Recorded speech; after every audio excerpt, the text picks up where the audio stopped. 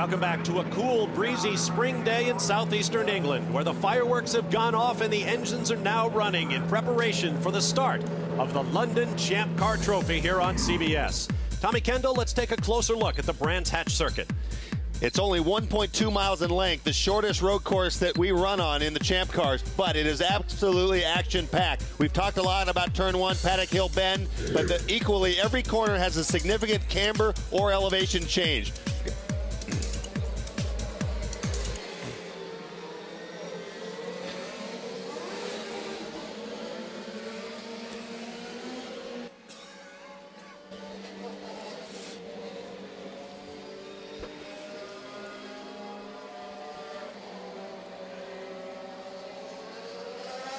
Welcome back to a cool, breezy day in southeastern England and the Brands Hatch circuit, where the cars are now on track in preparation for the start of the London Champ Car Trophy here on CBS. Tommy Kendall, let's take a look at this great racetrack. Now, Brands Hatch, the short course is only 1.2 miles in length, the shortest road course the Champ Cars run on. We've talked extensively about Turn 1, Paddock Hill Bend, but every corner has a significant elevation or camber change in the middle. Druid's a tight hairpin down to Graham Hill Bend. Surtees a flat fifth gear heading into McLaren, and then Clearways. And then only 37 seconds, and then they do it all over again 165 times. And those names, Halewood, Clark, Hill, Surtees, all the great British racing legends. Here's a look at our starting grid. It's been 51 races since Paul Tracy sat on pole, but he has one today, going for his 4th consecutive win. He starts next to Frenchman Sébastien Bourdais, the fastest man in second round qualifying. On row 2, Bruno Junqueira, his best starting position of the season, starting next to young Spaniard Oriol Servia, who matched his career best qualifying run. On row 3, Alex Tagliani of Canada, his 3rd straight top 5 starting position, next to the only owner-driver in the series, Adrian Fernandez, to Calvin Fish. Servia lines up 4th here this afternoon. He may certainly have an ace up his sleeve in Jim McGee right over my shoulder here. Now, he's the team manager for Patrick Racing. Last time Champ Cars ran here was in 1978. Rick Mears won the race, and the race win was masterminded by this guy. Can he do it again this afternoon?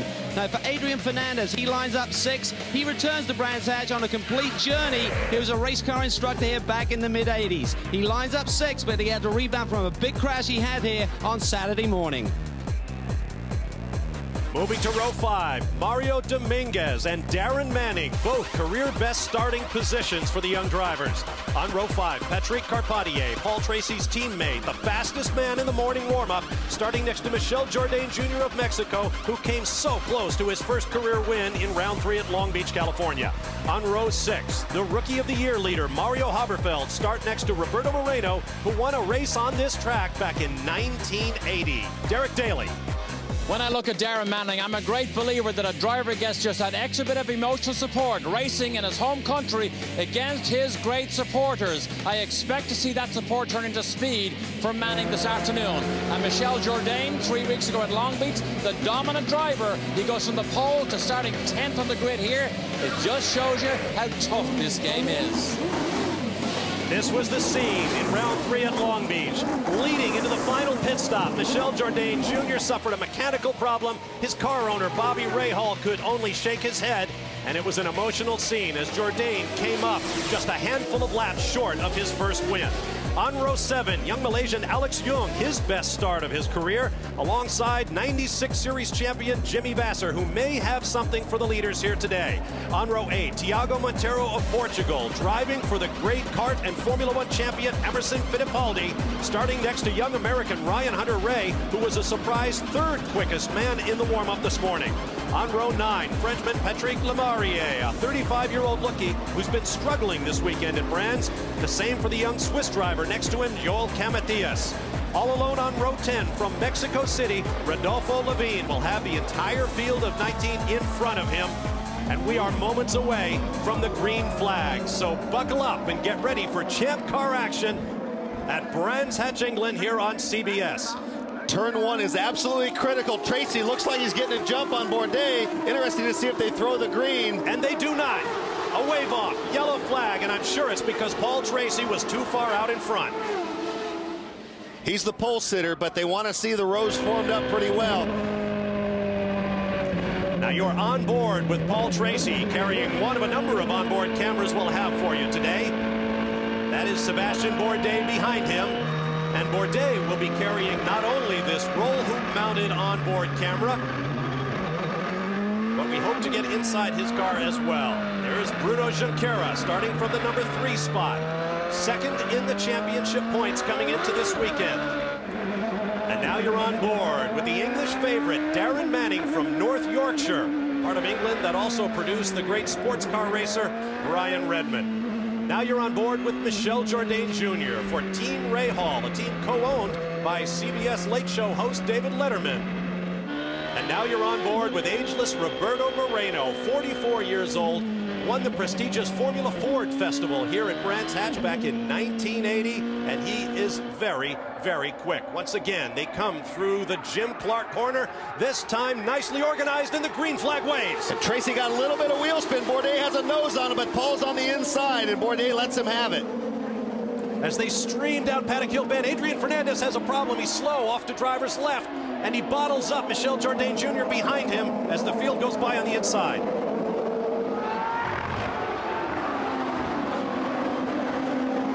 Tracy taking the lead at turn 1 is a key tactical advantage. The race is now kind of in his hands with the fuel strategy and so forth. He's going to try to do a 2-stop race. He's got to be out front and get to lap 55 before he makes that first stop. Now Jimmy Vasser is reporting he's having a problem. He is in the pits. The American Spirit Team Johansson crew is looking over his car. And this doesn't look good. The team completely changed the setup on both Vasser's car and that of his teammate Ryan Hunter-Reay overnight, and it looks like Vasser has a problem.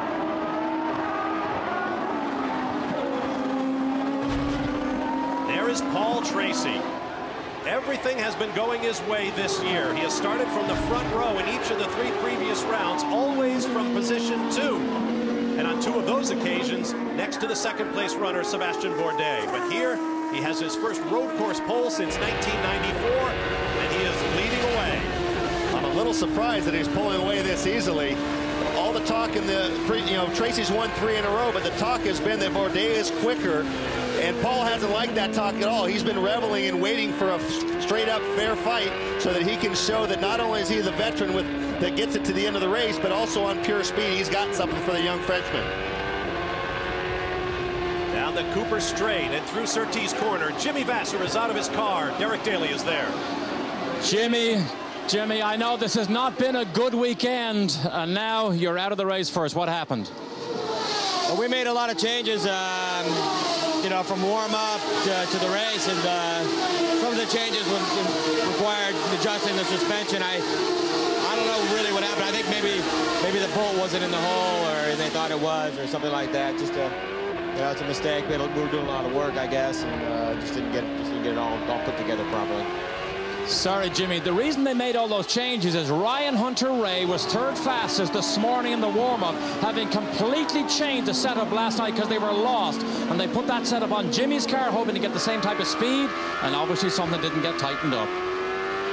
Tough break for Jimmy Vasser, who was 5th in the championship coming into this weekend. On board with Sebastian Bourdais, plunging down Paddock Hill Bend and up Hillwood Hill to the Druids Corner. See a little bit of lockup out of the front of Bourdais. Very hard braking up in that Druids hairpin, and right as you get to the top, the road flattens out, and so the front wheels try to lock, especially the inside one. There's a look at Alex Tagliani driving for many-time Trans Am champion Paul Gentilossi. This is a brand new team, and they have been progressing by leaps and bounds this year.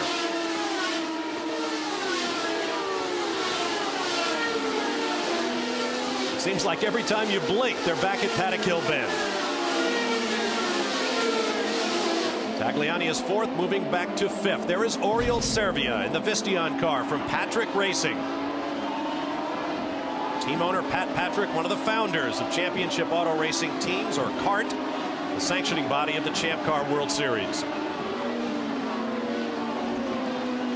His team is being managed by Jim McGee, who helped wrench Rick Mears to victory in the last time the predecessors to the Champ Cars visited this track back in 1978. Jim McGee, the winningest chief mechanic and team manager in the series, and he is watching over Oriol Servia's effort. And there's Mario Dominguez, last year's Jim Truman Rookie of the Year in the Champ Cars. This is a shot out the back of the 15 car of Manning. You can see Paul Tracy's teammate Patrick Carpentier running in 8th, I should say. There's a good look at Darren Manning. Let's get to Derek Daly in the pit lane. The new pit stop rules that are enforced this weekend here at Brands Hatch state that you have to make 2 green flag pit stops. That means that you have to go to lap 55 here in this first run. I just spoke to John Ward, engineer for Mario Haberfeld. He said it's highly unlikely, it is very doubtful that we can get to lap 55 without the help of a yellow flag. Now the teams will be required to make 2 green flag pit stops. You can make as many yellow flag or caution period stops as you like, but you must stop twice under green.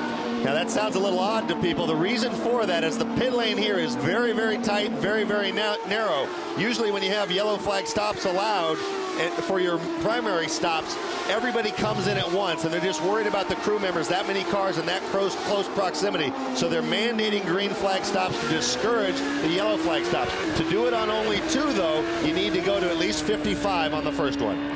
On board, looking through the visor of Paul Tracy, who has led 173 laps this season coming into this weekend. That's more than all the other leaders combined. 5 drivers for 107 laps. He's been that dominating.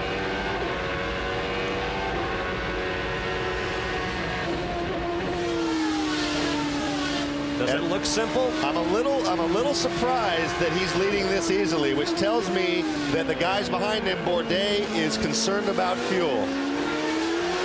Well, the Players Forsyth team may have something for the field today. They may have come upon some secret combination that no one else has. Let's go to Calvin Fish. Well, Bruno Junqueira currently runs 3rd, Bob, and the team are already telling Bruno to save fuel. This is very marginal if you can get through 165 laps on 2 stops only. So all of the teams are very conscious of that. If they can save a little bit fuel, stretch each pit stop an extra lap or 2, that may mean the difference between finishing on the podium and winning the race this afternoon.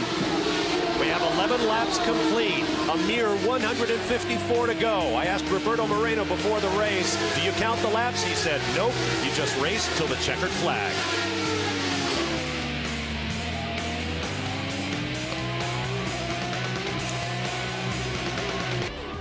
Welcome back to Brands Hatch Circuit and the London Champ Car Trophy here on CBS. Bob Varsha, Tommy Kendall, Calvin Fish, and Derek Daly with you. Let's take a look at some of the onboard cameras now. This is looking out the back of Paul Tracy at the start as he goes by Sebastian Bourdais to take the lead. He had a little bit of wheel spin, but he was close enough that he forced himself down the inside, and Bourdais really kind of let him have it. Didn't want to go around the outside of Paddock. There's the view from Sebastian Bourdais' car, and it looks pretty orderly. But now we want to take you on board Darren Manning and watch this. Focus, watch the car in front of Manning. Watch this big wiggle from Adrian Fernandez and the evasive action by Darren Manning. Oh, gee. Cost him a spot, but it could have cost him a lot more than that. Manning currently runs in 7th. There is Adrian Fernandez, who is 8th. Paul Tracy is the leader with 18 laps now complete. Tommy, I can't recall that any of these drivers in practice got in this many hard laps in a row, and we've got a long way to go. Well, there was a good reason for that. They would run 5 or 6 laps in a row, and then literally Paul Tracy said you have to slow down and catch your breath. Patrick Carpentier, his teammate, said I'd come into the pit lane and I'd be gasping so bad that I couldn't talk to the engineers. So it's going to be real interesting to see how this works out. The gap first to second. Tracy to Bourdais, 1.661 seconds. To Calvin Fish. For Paul Tracy, he certainly has a lot of fresh Bridgestones in his pit lane again this afternoon. He's trying to use a similar strategy to what he used down in Monterrey, Mexico. There he didn't run second round qualifying. He had extra tires. Same thing happened yesterday. He had the pole locked up. He didn't run any hard laps, and he captured the pole position and saved some tires. Quick update on his teammate, Patrick Carpentier. We saw him slowing on course just a couple of laps ago. We went to the team. They said the engine stumbled. Now it's back up to speed, but they're unsure what the problem was. Not good news for him. And that is Carpentier in the light blue car behind Adrian Fernandez. by far the quickest car this morning in warm-up. He'd been running Paul Tracy's setup through most of the weekend, and their styles are enough different that it wasn't agreeing with him. He made some changes to the car going into turn 1, Paddock Hill Bend, had a little bit too much rear brake. And if you have too much rear brake, when the car gets light right here, the rear wheels want to lock, and that's what probably caused that skid that Adrian Fernandez experienced.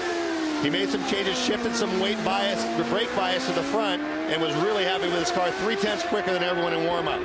On board with Darren Manning, 10th in the championship, second best rookie behind Mario Haberfeld. He's driving for car owner Derek Walker, who came here as a young fan, then came here as a racing driver, then as a Formula One mechanic for the great world champion Graham Hill. Let's go to Derek Daly. Derek, you've been here many times. Now you have the most popular man on the field, Darren Manning. All going according to plan so far? Yeah, very much so. We're right on target. Just trying to save a little bit more fuel if we can. Give ourselves a bit more cushion later on. Thanks, Derek. So saving fuel seems to be the common theme here. If the pits seem to be louder than normal, we are in a bowl here at Brands Hatch, and the noise seems to hang around, and it is deafening down here in the pit lane. I'm sure you can hear it. That will come into play on pit stops, because the crew guys will not be able to hear themselves think. Usually they can yell back and forth if they're having any sort of trouble. They will not be able to do that at all. So they'll be in their own little worlds. The pit stops, some different rules they have to contend with. So when the first round of stops come around lap 55, that'll be interesting to watch. We're almost halfway to that point right now. If you're just joining us, Jimmy Vasser, the first car out of the race after a mechanical problem on the very first lap. A huge disappointment for the 1996 Series champion. Now, fuel will be a consideration all day, but it's most critical in this first stint going to lap 55, because they have to go 55 in each of the 3 legs. But you add the 3 or 4 pace laps on the front of the race, and so they use fuel during that and warming the car up. So it's much harder to make the mileage number on the first leg. So Derek Walker said we want to build a little bit of a cushion. Hopefully in stints 2 and 3, they can turn Manning loose and have him try to charge up the order. There's Alex Tagliani with the Rocket Sports team. Let's go to Calvin Fish. Well, it's very interesting down here this weekend. You see John Gentilozzi, who's one of the engineers on Tag Squad here, as Paul Gentilozzi's son. He should have been graduating on Saturday at Michigan State University, but obviously priorities are being at the racetrack, Bob. How many times do we see that in motorsports? Young drivers missing their prom or their high school graduation, a college graduation in the case of John. I had a counselor at school question me. He says, "You will be missing school for auto racing?" It's kind of like Louis Armstrong said about jazz. If we have to explain it to you, you wouldn't understand it. Out of the Druids Corner, named for the ancient people that once populated this part of southern England and left a lasting impression, known as Stonehenge. Alex Tagliani has been doing great work for this team, picking up their first podium in the second race of the season. Now, he made up some spots on the stop, but he's fallen back from third place Junqueira. He's been complaining to the team over understeer, meaning the front end is sliding a little bit. He's asked them to give him a little bit more front wing to help push the front end down a little bit more at the next pit stop. Someone has push or understeer. You see it right there in Druids. They go to the driver's left. Can't keep the car tight in the corner.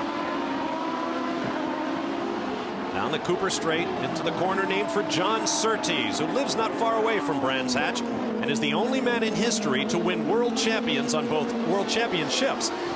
2 and 4 wheels.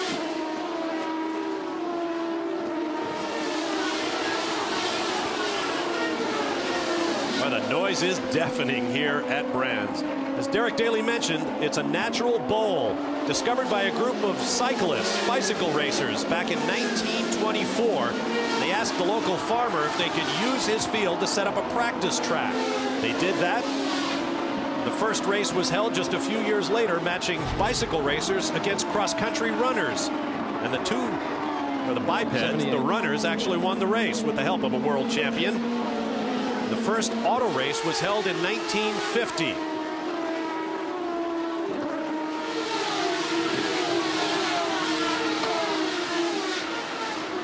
Plunging down Paddock Hill Bend goes the bright orange and white car driven by young Spaniard Oriol Servia from the Barcelona area.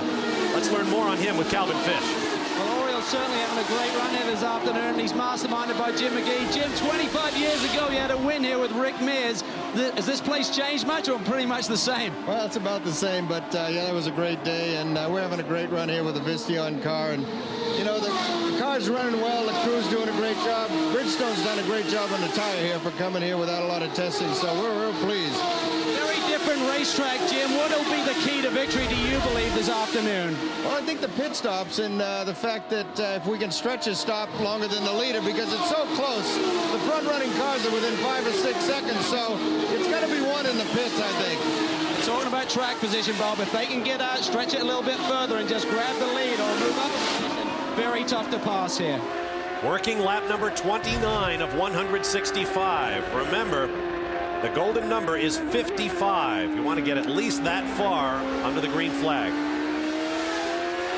Now the mileage is different important for a couple of reasons. Not only do you have to make it to lap 55, what McGee, it sounded like he was going to do is try to make it to lap 56. Now what that does, if you don't make it to 55, you have to make an extra stop, which really kills you. But if you're able to even stretch it another lap, that extra lap of green flag running on hot tires, a lot of the teams, if the other guy stops a lap earlier, by running one extra lap on hot tires at speed while the guy's coming out of the pits on cold tires, you're able to make up positions that way. So that's why up front, now what comes into this factor a lot is downforce. And Paul Tracy had a lot of people scratching their heads when he showed up with a real high downforce setting. We're going to illustrate what we're talking about here. The side pods is what makes the biggest difference. Now here, Paul Tracy on the left. These big flugels here, the side pod is tucked in a lot more on Paul Tracy's car. Gives him a lot more downforce. A lot of the other cars, both Newman Haas cars, like Bruno's right here, that run straighter. They have some of these little dive planes underneath to generate downforce, but it's a lower drag setup. Now, why would they run that here? Because there's a rule that says you have to run the same configuration you run here that you run in Germany, the race tomorrow. So Paul Tracy, nobody can figure out why he's sacrificed Germany to the extent he has. They say, we'll worry about that next week. We've got a trick up our sleeve. But for this weekend, he has a little bit of a downforce advantage. The other side of that sword is downforce causes drag. It's going to be harder for Paul Tracy to make his mileage number than the guys behind him. Now, why is downforce an issue at one track as opposed to the other? Well, obviously here it's short and twisty. You want maximum downforce to hold that car to the road so you can go as fast as possible. The Euro Speedway Lausitz is a 2-mile super speedway where you want to pin your ears back and have as few aerodynamic downforce inducing protuberances out into the airstream as you can possibly get. So what do you go for? High downforce for the road course or super speedway trimmed back aerodynamic profile for the Euro Speedway Lausitz? Either Paul Tracy's team knows something that everybody else doesn't, or he could have a problem when he drops anchor on that super speedway in the German 500. On board with Bruno Junqueira. Let's take a full lap of the Brands Hatch circuit.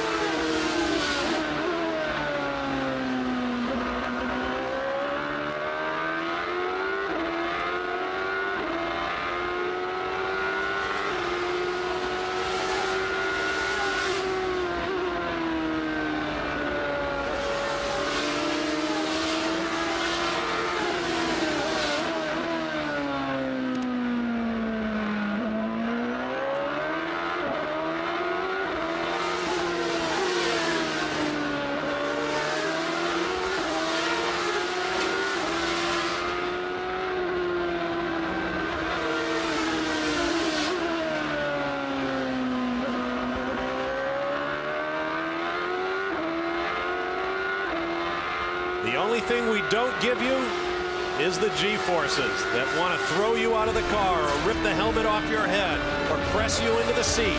It's a cool day here at Brands Hatch, but these drivers are working very hard. CBS Sports coverage of the London Champ Car Trophy will continue after this message and a word from your local station.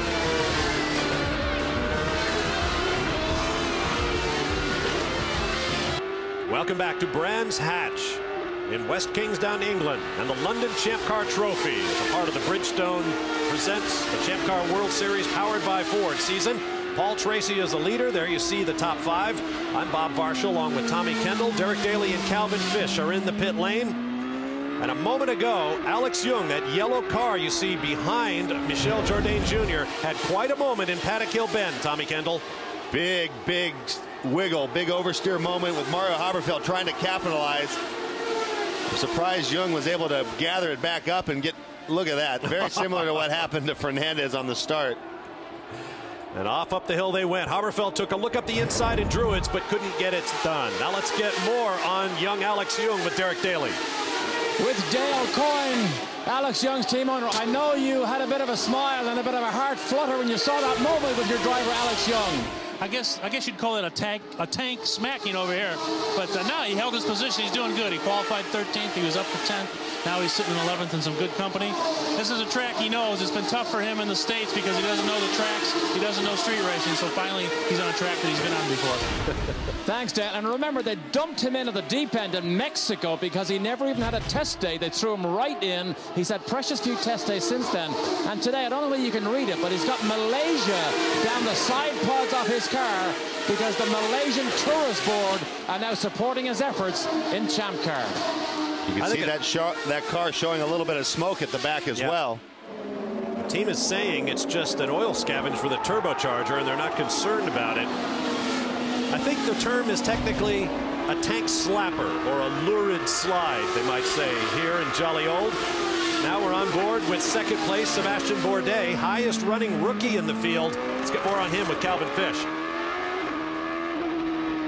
Bob, I just spoke to Craig Hampson, and he said they're getting excellent mileage. Both Bruno and Sebastian are hitting their numbers perfectly. I said, can you get through on a two-stop? He said, if we don't get messed up with an uncertain yellow flag situation, we are looking really good for a two-stop. On the other hand, I checked in with Adrian Fernandez, and their guys are saying lap 50, they may have to pit. They said, if we don't get yellow, no way can we do on a two-stop. So the Newman Haas boys in that low downforce kit that they have on the cars are getting excellent mileage, and the cars are working well.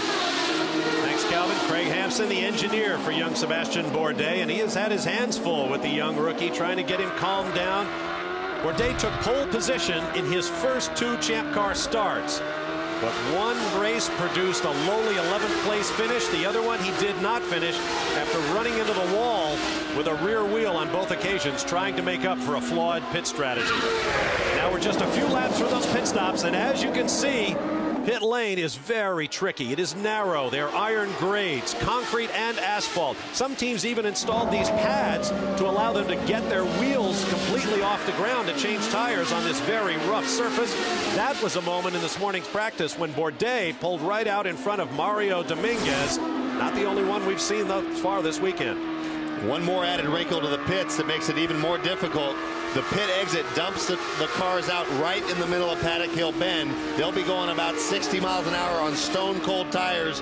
Guys will be coming up on their left, 180 miles an hour navigating. They won't be able to see the car on the inside till they crest the hill. There's flaggers and there's spotters on top of the building talking to the drivers, but the pit exit is right there on the right. That was the pit exit that he flashed past. This is, I think, the closest that Bourdais has been to Paul Tracy. We do not have an update from Tracy on whether they're hitting their fuel number or not, but they're going to have a tougher time because of the added downforce they're carrying.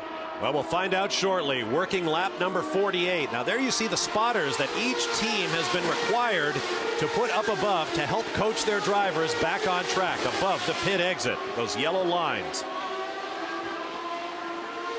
And that's a great shot of Paddock Hill Bend and the paddock for the support races this weekend beyond. A huge crowd on hand. The racetrack estimates 40,000 fans today, a total over the past 3 days of nearly 60,000 for the inaugural running of the London Champ Car Trophy. I would imagine will be deemed a success. On board with Darren Manning. And the way Manning's been hustling this rainout around to try to make up for the downforce deficit has been very, very impressive. It's made me worry about him for 165 laps, though. Manning is sponsored by the RAC, which was once known as the Royal Automobile Club, much the way the American AAA was the American Automobile Association. Travel service, breakdown service, they replace windscreens, a number of other things, but the RAC has chosen to get behind a young British race driver, Darren Manning. First pit stop, Alex Tagliani is in. Calvin Fish awaits him. 35 miles an hour. It's a crawl as they come down here down this very tight pit lane. And look at Tagliani's pit box. It's right over a drainage situation there in his pit box. Now we're looking to see if they're going to add some front wing. We understand he's got big understeer with the car. They go to the front wing, one turn. Pit stop looks okay from what I can see here. Good stop for the Rocket Sports team. 12 seconds, Bob. More teams are in behind them. I see Tiago Montero with the Fittipaldi Dingman team is in. Looks like Rodolfo Levine is in the Walker Racing pits in the Corona car. Derek Daly. Levine has the tires changed, waits for the fuel. Something unusual about these pit stops. You are not allowed to leave the left rear tire out in the pit lane because it blocks everybody else. So the left front or the left rear guy has to grab his tire back as soon as his stop is over. Manning is on his way in. Derek Walker was disappointed. He didn't quite get to that magic lap 55, but Derek said he'd rather be conservative on this first run. Manning is on his way in. He's in pit lane. I'm wondering if we have a little bit of poker going on because the Newman Haas guys, Craig Hampson says we're fine on fuel. They know that the players team will be monitoring what they say. Consequently, Tracy's asking if he knows when the other guys, the Newman Haas guys, will be in, and his team told him, we have not heard. Lap 52 and a host of cars are in. Adrian Fernandez, one of the players' cars. That's Patrick Carpentier. Let's go to Calvin Fish. And so tight there, Bob. Adrian's team had laid out their tires. Pat really had to work hard to get his car into the pit box. Now, Adrian Fernandez, you see the car straddles the concrete and the blacktop. And look at the leads. They've actually laid down. Whoa!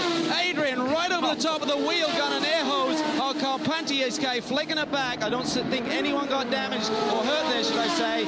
But a scary moment. That's what it's going to be like all day long down here, Bob. Joel Camathias also pitted in the Dale Coyne Racing pits. The young Swiss, sponsored in a novel bit of marketing by his hometown of Lugano, Switzerland. Here's Oriol Servia going by Darren Manning. The order up front remains Tracy, Bourdais, Junqueira, Servia, and Jourdain. Now this was Darren Manning's view. Look up ahead for cars to pull into the pit lane in front of him. Carpentier and Fernandez. These cars accelerate to 35 miles an hour in less than a second, so they pull out right in front, but then they're up to speed. More pit stops. That's Ryan Hunter-Reay in the dark blue car. Patrick Lemarié behind him. Hunter-Reay had an accident in the pit lane testing at Portland, so you saw him dump the clutch and then he clutched it again to make sure he got around that team ahead of us safely. Darren Manning off and on into the gravel outside Paddock Hill Bend on the run up to Druids. You can see something underneath the right side pod dragging. The last man we expected to go off there is the most experienced racer here at Brands Hatch. There is Servia completing his first green flag stop. Traffic up in Druids. Roberto Moreno, Ryan Hunter-Reay still slow as Tiago Montero tries to go around him. And that's Patrick Lemarié in the Scientific Atlanta sponsored car from PK Racing, all in white.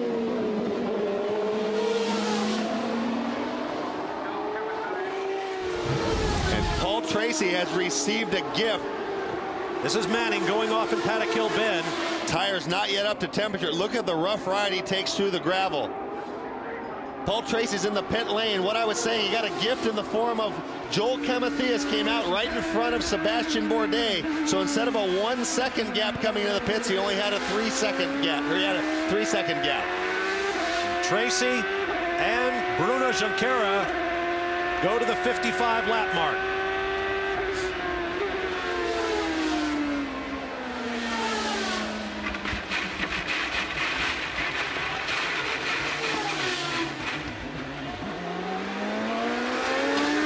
Tommy, that is a wild ride.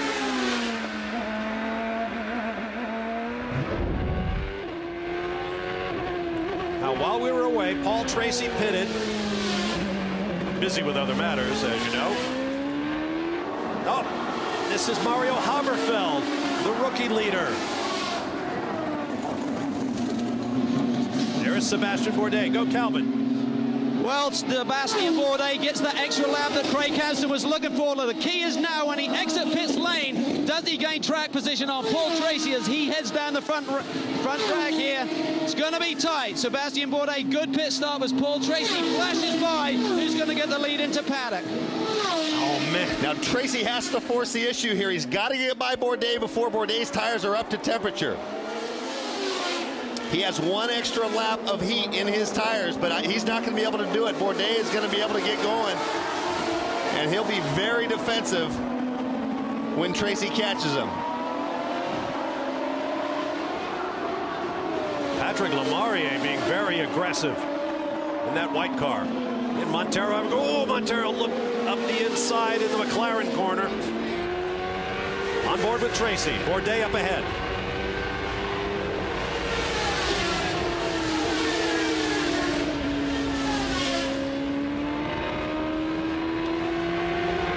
That's what we were talking about. Tracy made it to the magic 55, but Bourdais went to 56. And even though Bourdais got stuck in traffic, was 3 seconds behind Tracy when he stopped, that extra lap on hot tires has reversed the order. It's exactly what happened to Tracy at Long Beach. Jourdain went one lap further, came out ahead on the first stop, and was ahead the rest of the way until he couldn't get out of the pits on the last pit stop.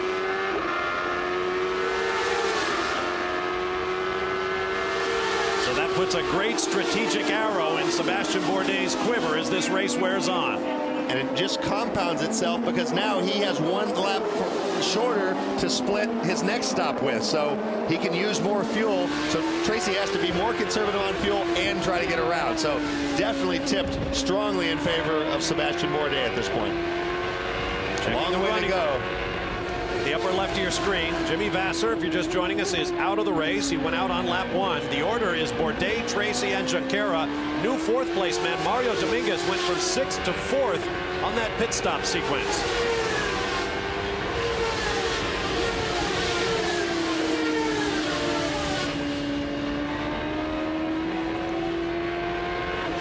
Up Halewood Hill, named for the late great motorcycle champion Mike Halewood. Many-time world champion. Another great British racing legend. We'll be back to Brands Hatch in a moment.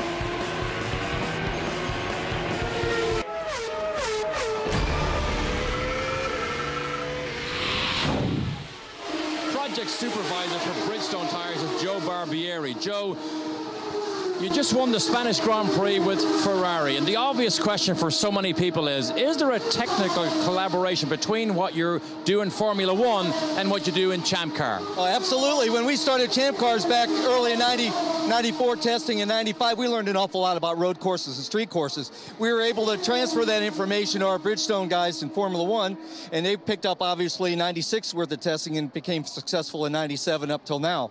So now they're able to go back, and what they learned they can transfer to our engineers, especially the great Bridgestone wet tire constructions and stuff. Joe, you've never been to Brands Hatch before, so you guess on what to bring here. Was it a good guess? Yes, it's been working out extremely well for us. It's a lot like Laguna with the road course, the elevation changes, and the construction out here. So they've been able to run many, many miles in laps on them without any difficulty at all. Thank you, Joe.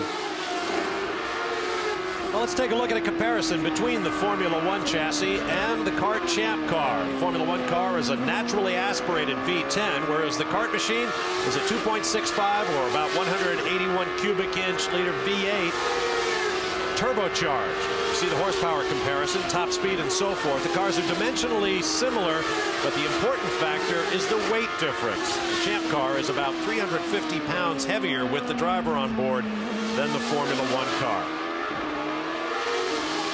You were on board with race leader Sebastian Bourdais. Paul Tracy, who started the race from pole and led up to the first round of pit stops, is right there in second place. Behind them, Patrick Lemarié in the white car is a lap down. Let's go to Calvin Fish. Bob, I'm here with Craig Hampson, engineer on the number 2 machine of Sebastian Bourdais. Fuel mileage is so critical here, Craig. Does Sebastian have a natural gift for being easy on fuel, or do you have to coach him on this? Well, he's very smooth, and that helps to save fuel. I think our cars are pretty good this weekend. That also helps. And at this point, you just got to get the mileage to do it on one more stop, and you got to do that above anything else. But it's going pretty well, it looks like. I mean, the pit stops this year have really been your downfall. I mean, I'm sure you've thought things through and looked at the things that have happened in the first couple of races. Do you think that you've got things finally on track? Well, to be honest, what CART did for this race really simplified the strategy options. There's still one more thing that could bite us if we get a yellow flag at the wrong place. But I think everybody went into the race the same thing. They want to try and do it on 2 green flag pit stops. So for this race, it was pretty obvious what you wanted to try and do. Okay, great job there. Flip side, down at Paul Tracy's pit. Quick word with Neil Mickelroy just a moment ago. They said they're very happy with the pit stop, and 55 was their target lap. They said hats off to the number 2 car, Bourdais. They really stretched it and run a gamble there. Thank you, Calvin. That is Alex Young, who has nosed his car heavily into the tire wall up in the Druids corner. And we have a full course yellow flag. CART Simple Green safety team will be dispatched to remove the car of Alex Young. You see him climbing out. He appears to be okay. That was a big impact, Tommy. It sure was. And this might be the yellow flag that Craig Hampson was referring to that could complicate things. There's no definite right strategy. It's somewhat dependent on what everybody else does. But since Bourdais has stayed out, as has Tracy, they don't have much exposure. The question was, if the yellow comes out before 100 lap 110, do you stop? Manning has chosen to, and this might be something that Manning can parlay into climbing back up the order after that off-track excursion. Alex Tagliani to the left of your screen, also pitted from 8th place. There goes Manning out the bottom of your screen. Tiago Montero also pitted, and here comes Rodolfo Levine, who will have to let discretion be the better part of valor in that meeting. Meanwhile, there are the leaders behind the safety car.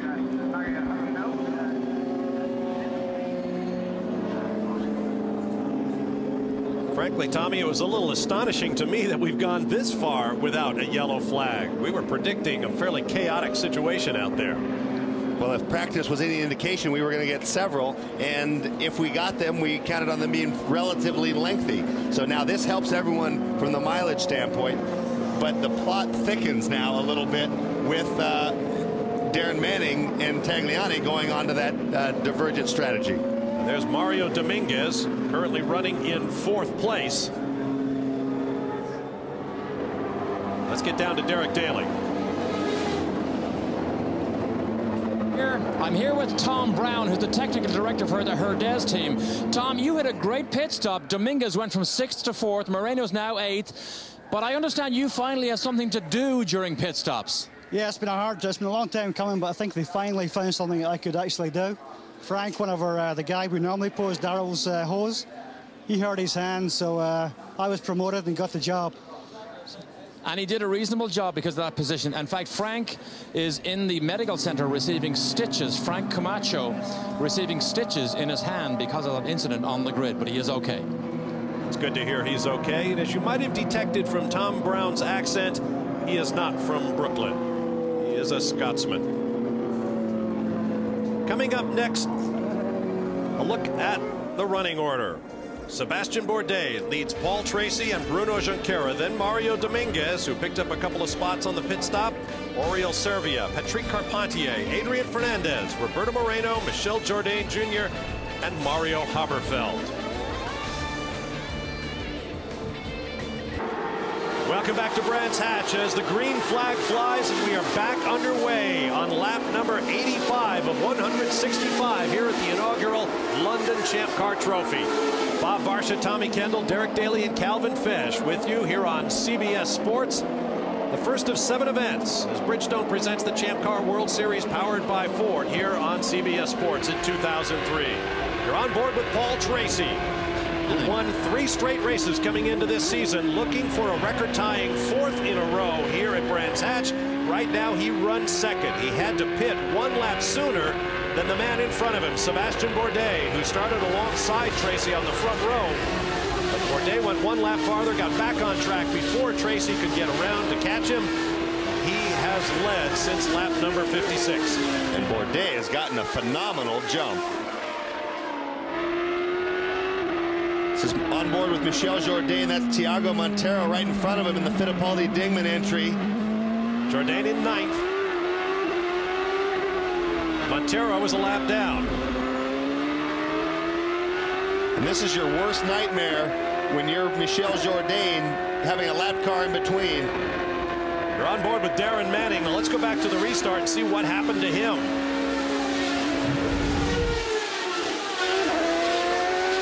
We're half a lap from the green flag. Ooh, traffic.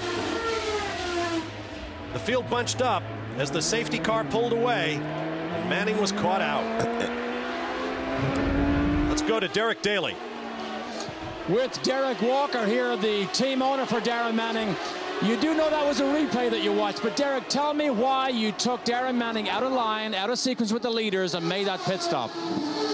Well, we weren't getting the mileage that we wanted, so rather than come in with everybody else or try to, we came in a little early to get a clean pit. So we're now on a 3-stop strategy, so that's why we made a splash now, take it out of the way, and now we've got one more stop to go. And of course he loses nothing because he was on 3 stops anyway, because they couldn't make that mileage 55 magic lap on that earlier run, the first run. We're into the second half of this race. On board with Manning, currently 12th. Now what Manning will try to do to make this work, we're expecting everybody in front of him, with the exception of Tagliani, to be in on lap 110 or so. That's about 22 laps from now. After those 22 laps, Manning will be able to run about another 30 with a clear track. So he will try to build up as much of a cushion, get his stop done, and get back out in front. It won't be enough to put him in front of the leaders, but it might put him up into maybe into the top 5 or 6 if things go well and they don't get a yellow during those 30 laps. Manning is the 5th car in line in a train that's beginning to pack up behind the young Portuguese rookie Thiago Montero. There is Sebastian Bourdais. What a tremendous boost to his confidence it would be to get a top finish here. He has been scrambling to get great finishes, been qualifying very well. He has simply undoubted speed, but it's bringing the whole package together, the race pace and the craftsmanship in terms of pit stops, in laps and out laps, to get the job done. I saw Michel Jourdain shaking his fist he's shaking it kind of at Montero, but he's more shaking it at the officials. He wants the officials to give the blue flag. Look at Montero, Brock. That is absolutely unacceptable. It's not acceptable when you're racing for position. It's inexcusable when you're a lap down. That was 2 laps ago. This was 1 lap ago. Jourdain appealing to the officials to order Thiago Montero to move by. We hope Michel Jourdain's team co-owner David Letterman is watching this. Well, the damage is somewhat already done, because look how much distance Jourdain lost. The guys in front of him are gone.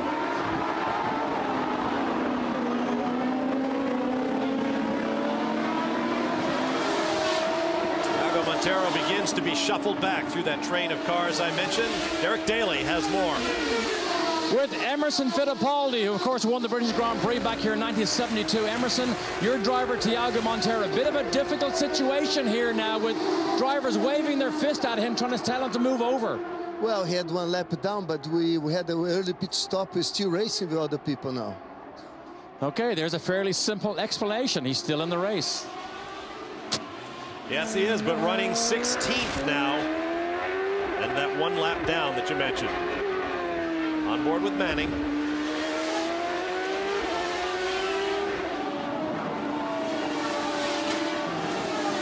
Montero just ahead of him. The cars are so closely matched, all on the same Bridgestone Potenza Racing radials, all using the same Ford Cosworth engines. They're so evenly matched that it's even more difficult to pass.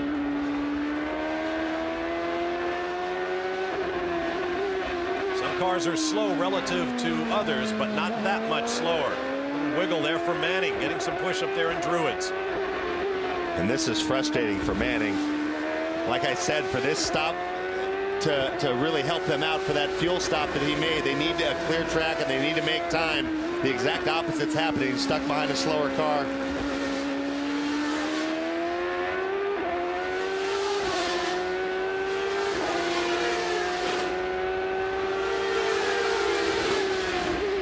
Now Manning get a little frustrated there, waving at the officials.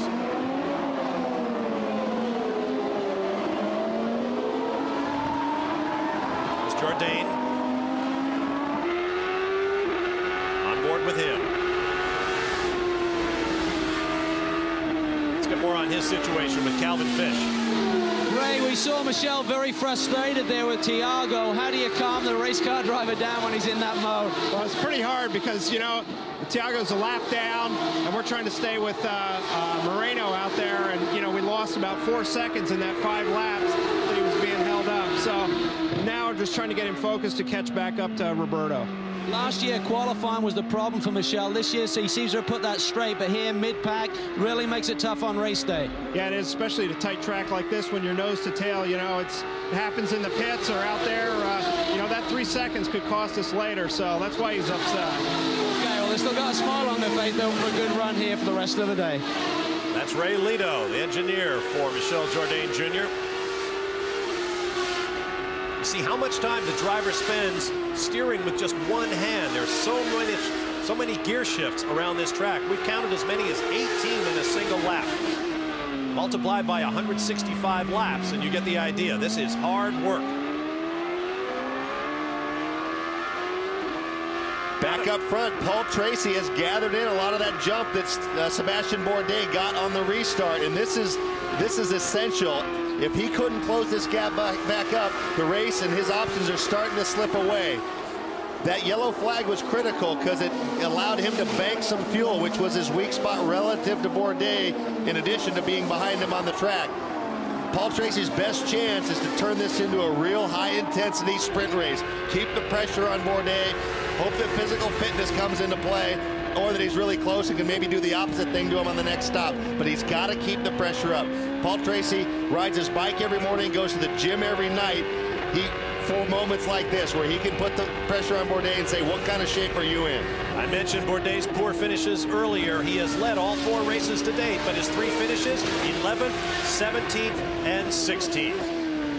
CBS Sports coverage of the London Champ Car Trophy will continue from Brands Hatch after this message and a word from your local station.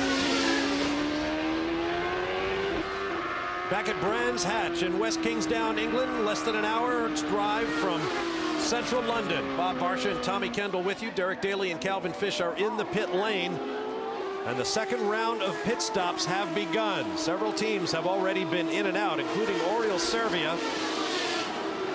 And the leader, Bourdais, Scott Montero, is about to put another lap on him.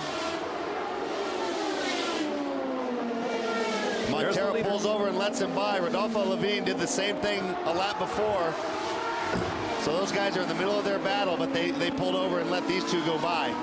Bourdais and Tracy, then Bruno Junqueira, Patrick Carpentier, Roberto Moreno, Michel Jourdain Jr., Alex Tagliani, Darren Manning, Mario Haberfeld, and Mario Dominguez, the top 10. On board with Tracy.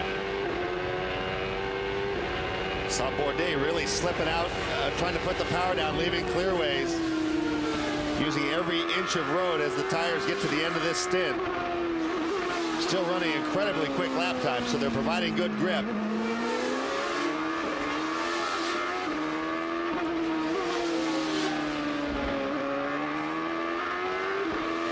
Let's get down to the pit lane and Calvin Fish.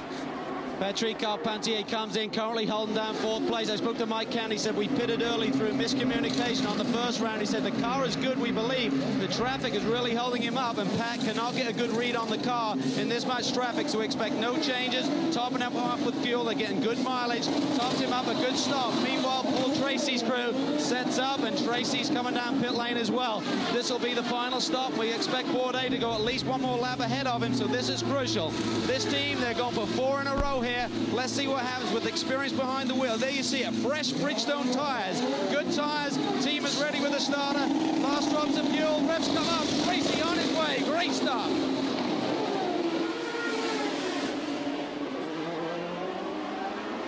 Passing the marker up from the 35-mile-an-hour pit lane speed limit, and the car trying to squirm out from under the experienced hands of Paul Tracy as he brings it back up to speed. And this is the lap where they most earn their money.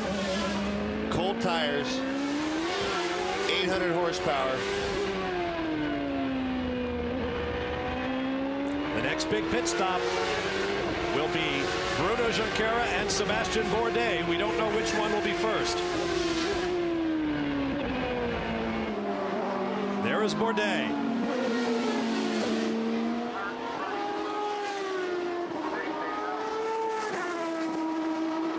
Once again, he passes the pit entrance. And if there's one guy in this field who can turn in a quick lap, it's this kid. Bruno Junqueira is in the pits. Calvin Fish awaits him. Bruno Junqueira comes in. He's been told to save fuel, so hopefully this will relate to a slightly shorter stop. You see how the wheels lock up with the unevenness of pit lane, and the Newman Haas boys go to work. He's running scrub Bridgestone tires. The revs are screaming. They had a problem in the warm-up this morning with a stop like this. Looking for the bubbles in the fuel vent. Here he goes. Bruno Junqueira on a charge, looking for his fourth top 5 finish this season, Bob. There could be a problem for Paul Tracy. You're on board with Tracy. They're reporting spray and smoke from the back of the car. And as he went by our announce position, there was visible smoke out the back of Paul Tracy's car. His attempt to tie the record with 4 consecutive victories and be the first man to do it in the first 4 races of the season may be in jeopardy right now.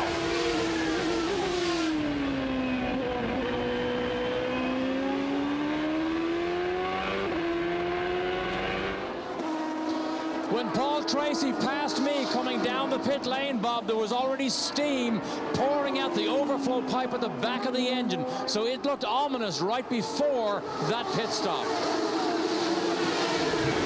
Let's look at his pit stop, see if we can pick up. Bourdais is in. Sebastian Bourdais is in. This is a no change, according to Craig Hampson. It is perfect. It is a perfect stop for Bourdais. Sideways, left to right.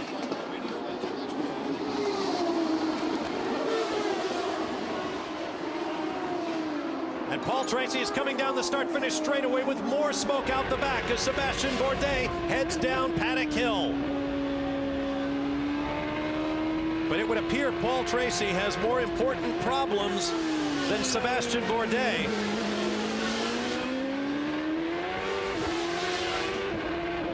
Let's learn more about him from his team, Calvin Fish. Neil, it looked like a great day. What are you seeing on the telemetry with Paul's car right now with the smoke? Obviously, we're misting out of the back right now. We're pretty confident that it's just a oil tank overflow that's blowing. So we're still looking for some evidence on the telemetry of what's happening. Are you seeing the right RPM and speeds right now? Hold on. I guess we just stopped.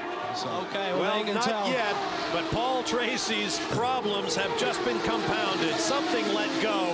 A huge plume of smoke and flame out the back. Tracy pulls the car off the track. The question is, how much fluid may he have left on the racing line in Paddock Hill Bend?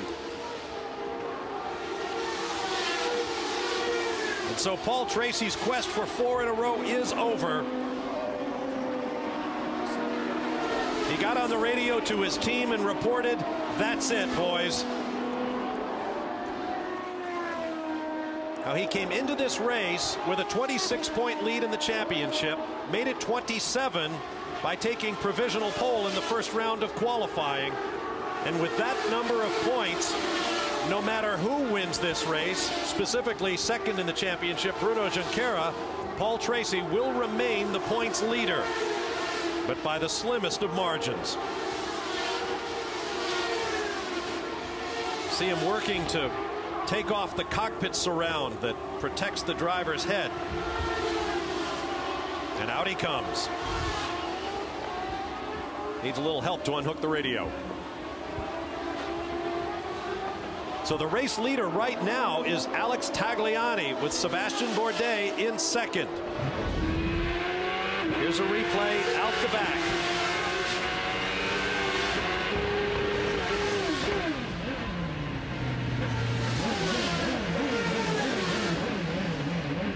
It says it's your world. Paul Tracy's world is on fire. If you're going to go out big. One of the remarkable things about the Ford Cosworth engines that all the cars in the series are using is that they have been incredibly bulletproof. This is the first engine failure other than Sebastian Bourdais at Long Beach in round 3. I can't think of another one, Tommy. I think you're right. That is a lot of racing miles. So as Paul Tracy walks away, Alex Tagliani is in the race lead for the first time this season. But he has a pit stop coming up.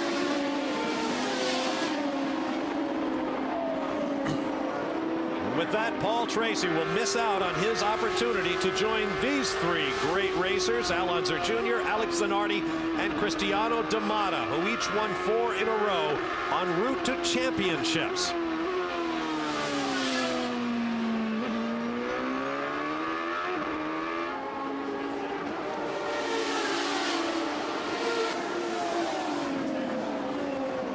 See Paul kind of talking to himself as he comes up the hill. And there is your new race leader, Alex Tagliani, who ironically had Paul Tracy's drive with the Players Forsyth team last year. Many people thought it was Patrick Carpentier, Tracy's new teammate, that would be the driver leaving the team. Instead, it was Alex Tagliani. Tagliani is leading. He stopped at the same time that Manning did, so he made a stop for fuel. It did not count as one of his mandatory stops, so he's trying to put as much distance on the pack as he can, so after he makes his upcoming mandatory green, hopefully he's cycled up the order. He's not far enough ahead to hold the lead over Bourdais, but he came in, I believe he was in about 8th or 9th spot when he came in, so we'll see how he fares after his final stop. There's Paul Tracy looking for a way back to the pits. And not only is the streak over for Paul Tracy, in spite of the perfect season, he had just over a full race of points advantage over second place. He will still have the points lead when he leaves here, but if Bruno Juncker continues running in second, he will close up considerably.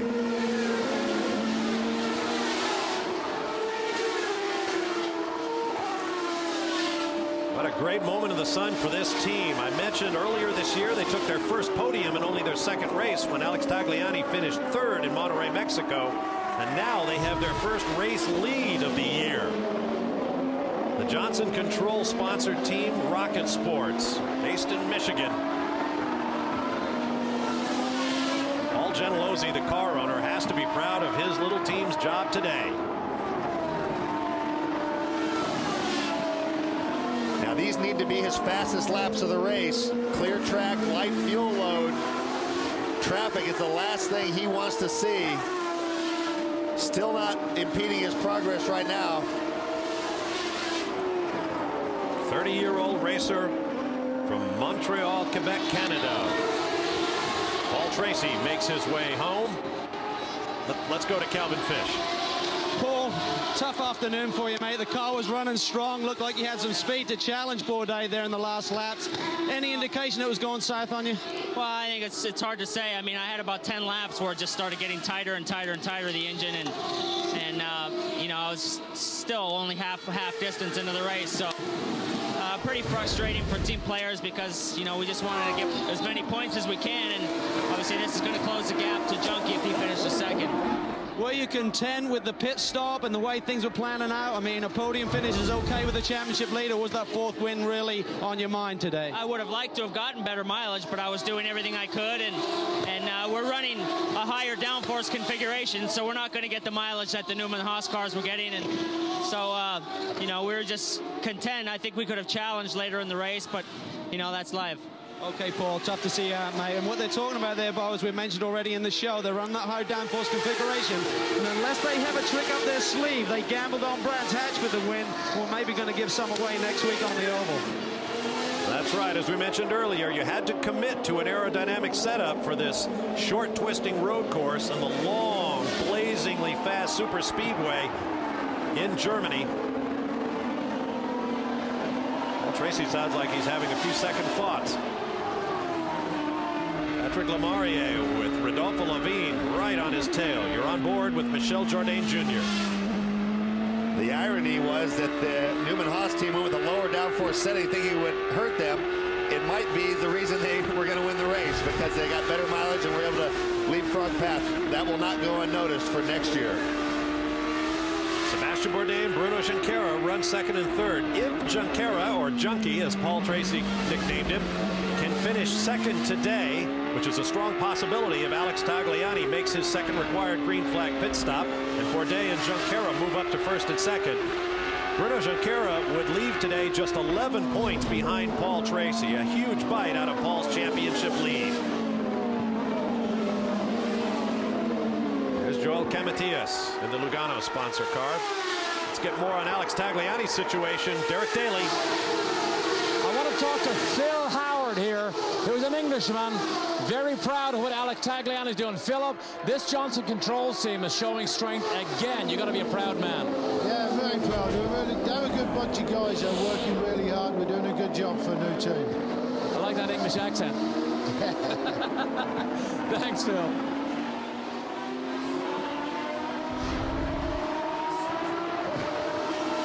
Sun beginning to shine brightly here at Brands Hatch. We began the day with clouds and a threat of rain, and boy, that sent an electrical charge up and down the pit lane. The idea of racing on this place, having to stop for treaded wet weather Bridgestones, and running it close to these speeds in the wet. Now this pack that's running in front of Tagliani, this is where he's going to come out in the middle of somewhere. So any extra speed he can have in these last few laps before he catches the tail end of this queue, he'll have a short stop. They won't have to put a full tank of fuel in. So as quickly as they can change the tires, they'll get him back out there. Jourdain knows he's being held up, and there's a chance that Tagliani will come out in front of him. That would be in the 7th spot. It's very close right now. He's 34.7 seconds in front of Jourdain. That's really close to enough time to get in and out. Now here's the situation going on in front of Michel Jourdain Jr. That is Thiago Montero and Patrick Lemarié running 12th and 13th. Both men are a lap down. That is for position, and the 12th position is the final championship points paying one. So those guys are basically in a race position among themselves. And Michel Jourdain Jr., although he's gotten by Lemarié, can't expect a whole lot. Now that is the left, driver's left front wing of Adrian Fernandez. Either Adrian Fernandez or maybe one of the Erdez competition cars. There is Ryan Hunter-Reay off and on.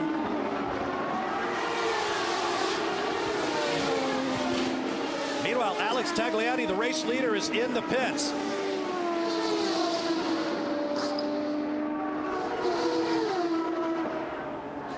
I'm here. As we watch Tagliani come down the pit lane, Adrian Fernandez went by here. He's gone very, very slowly, so his crew is concerned. Tagliani, this crew led by Phil Howard, they're making no changes. They are lightly scrubbed Bridgestone, and there he goes. Perfect stop. You're right, Derek. It was Adrian Fernandez who is going around very gingerly, minus half of the front wing on his car. That is Alex Tagliani on the right up there, and Jourdain's going to sweep around the outside. Tagliani is trying to get his tires up to temperature and hold as many of these cars behind him as he can. Meanwhile, Jourdain is waving madly at Thiago Montero. I still think the Mexican driver thinks he was badly done by the Portuguese rookie. But as I said, he and Patrick Lemarié were racing for position. Fernandez is in. Calvin Fish. Well, Adrian had contact with Ryan Hunter-Reay out there, so the crew are going to have to bring him in there, as you can see, and change the front nose assembly. And these guys practice this regularly, but it's probably about a 20-second stop here, and with the pit lane, he'll probably lose a lap. So a disappointing run for Adrian. He's coming off that podium finish at Long Beach. He was an instructor here back in the mid-'80s and was looking for a strong showing in front of some of his friends. That's right. He worked here as a racing school instructor and a mechanic here at Brands Hatch. Let's see if we can figure out what happened. Watch the left-hand side of your screen, well back there. Looks like maybe Fernandez just got a push and went into the right rear wheel of Ryan Hunter-Reay. Oh, Hunter-Reay went wide as well. That's aftermath there. One way or the other, Ryan Hunter-Reay continues on his way. Adrian Fernandez made a very expensive pit stop. Newman Haas teammates Bourdais and Junqueira run up front. We'll be back to Brands Hatch.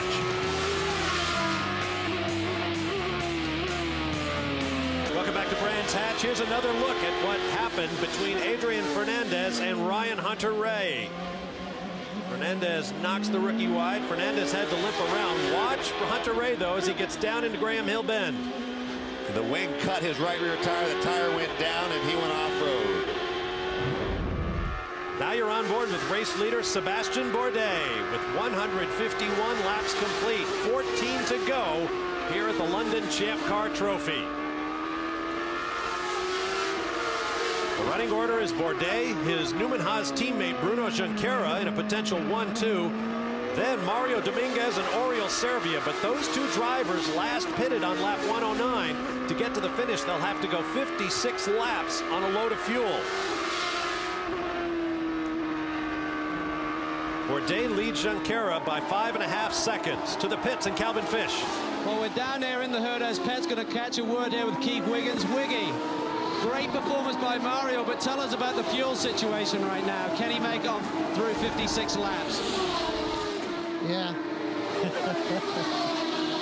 He's keeping his cards close to his chest. I mean, great performance by the youngster. I mean, he's really come on strong this year. You have to be happy with his performance, whatever happens today. He's come on leaps and bounds. His confidence, his performance. He's doing a great job. So we hope he's going to be on for a very good result. Well, Wiggy has won races here before. He had Pacific Racing over here before he moved to the States. Won races with J.J. Leto and many others. But Derek Daly, what's the story down at the other end of the pits? A little bit of an update on Sebastian Bourdais. He just radioed into the assistant team manager, Kenny Seawick. He said, do you think Tagliani will move over and let me by? Kenny Seawick said, highly unlikely, as he's racing for his position too.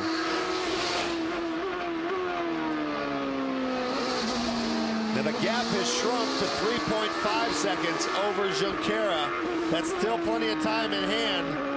He'll try to push the pace to catch up to the back of Tagliani here. There are a couple lap cars between Junqueira and Bourdais that are also in their own race, that are probably also not likely to move over for Junqueira.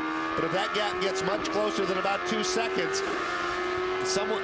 Bourdais is going to have to figure out what he wants to do. He doesn't want to take a chance just yet to force his way by Tagliani, but at some point he might have to force the issue.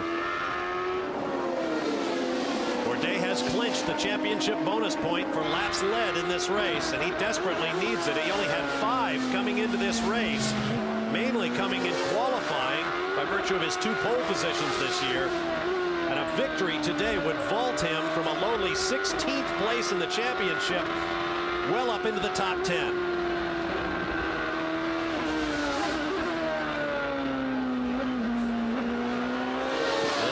There in the clearaways corner for Bruno Junqueira. He too is under some pressure. You see, he's running with the #1 on the nose of his car, put there by his boyhood friend and go-karting rival Cristiano Damata, who won the championship last year for the Newman Haas team. They're 4th as a team in Champ Car racing, and everyone thought Bruno Junqueira would be the man to beat this year. But he has struggled to get a good qualifying position and has yet to win. Let's get more on Oriol Servia's situation. To pit or not to pit? Calvin Fish. Well, that's the big question, of course, here with Jim McGee. Can you make it, Jim? I know that the Herders team are very close. What's Oriol's situation on fuel? No, we're okay. We're in good shape. We can make it. No problem. Are you telling me the truth? Oh, yeah. I wouldn't lie to you. That's an experienced poker face on Jim McGee. He's been doing this for over 40 years. And basically, he comes into this race undefeated at Brands Hatch. He won with Rick Mears back in 1978. There is Carl Haas. Cigar always at the ready. Watching what could be the 3rd 1-2 finish for this team in less than a year. Last year, Cristiano Damata and Christian Fittipaldi, who drove the car now in the hands of Sebastian Bourdais, finished 1-2 at both Laguna Seca in Monterey, California, and Miami, Florida. Bourdais has closed the gap back up to Tagliani, and in turn has stretched back out a little bit over Bruno Junqueira. The gap now 4.1 seconds. So chances are Tagliani is running quick enough that Bourdais will not have to try to force his way by. 7 laps to go. 6 next time by the flag stand for Sebastian Bourdais.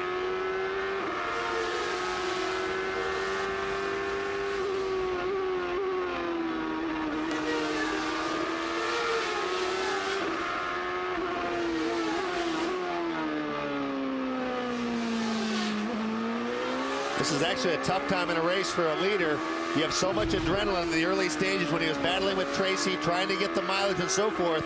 Now he's only got 6 laps to go. Things are pretty much in hand. He's not forcing the pace because he can't go anywhere with Tagliani in front of him. Sometimes it's hard to keep your concentration. And worse yet, if you have to turn the speed back on, it's not as easy as just switching back on mentally like that. And you don't realize how tired you are until the adrenaline stops. The steering wheel and paddock right here, always heavy, will seem especially heavy if the adrenaline shuts off. Much was made of the fact that Sebastian Bourdais took pole in the first 2 races of his career, something only Nigel Mansell had done previously when Mansell went to the championship in his rookie year of 1993. On the left of your screen, these were the woes of Sebastian. At St. Petersburg, Florida, he took pole position, but a flawed pit stop strategy led to a rookie mistake when he tagged the wall with the left rear. And then on to round 2 at Monterrey, Mexico, same thing. Pole position, poor choice of pit strategy, trying to make up ground. He crashed the car.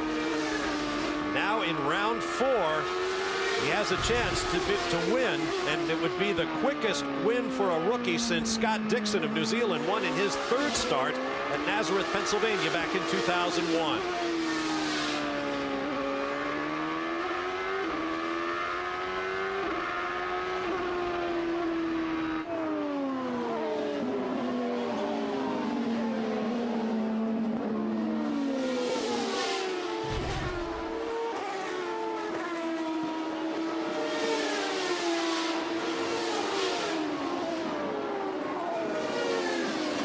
Three laps to go for Sebastian Bourdais.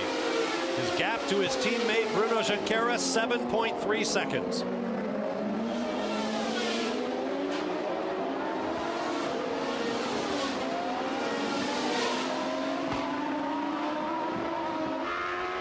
I'm still astonished that we have had as few yellow flags as we've had today. Just 2, not including the wave off of the first attempt to start the race. A grand total of 6 laps of caution. Well, there's an interesting thing about this track. Because there is so little runoff area, what was leading us to think there might be a lot of cautions, in a way almost works the opposite way. Because there's no margin, you have, if you want to run 165 laps, you have to back off a couple of clicks and just be safe under braking into Druids. And so obviously most of the guys have done that, because we've had Jung was the only guy off. We had the little tangle between Fernandez and Ryan Hunter-Ray, but the guy's giving lots of respect to this Brands Hatch circuit. White flag this time by for Sebastian Bourdais, who has quickly become a valued member of this Newman Haas team. The crew loves him. They call the Frenchman Kermit. And he has been very gracious in accepting the bitter disappointment of his first 3 races in the series. And now it's all going to come good.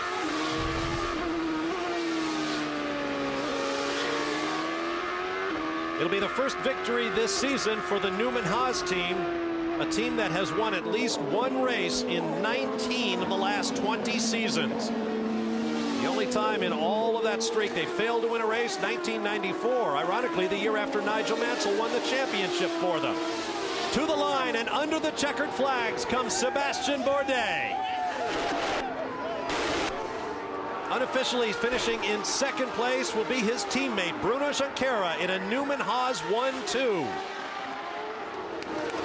Earlier you saw Carl Haas, his co-owner, actor and racing driver Paul Newman, will be so pleased for his young rookie Mario Dominguez. You watched finish 3rd, a great run for the Mexican.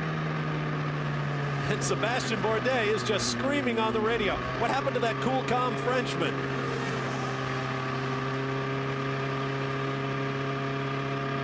There's Darren Manning driving by and saluting his fellow rookie. What a day for Sebastian Bourdais. Here's a look at the final results. Victory for Bourdais in only his 4th start, and Bruno Junqueira in 2nd means a 1-2 finish for the Newman Haas team, and a great run for Mario Dominguez in 3rd. His teammate Roberto Moreno finished 7th after starting 12th. A great day for the Erdez competition team.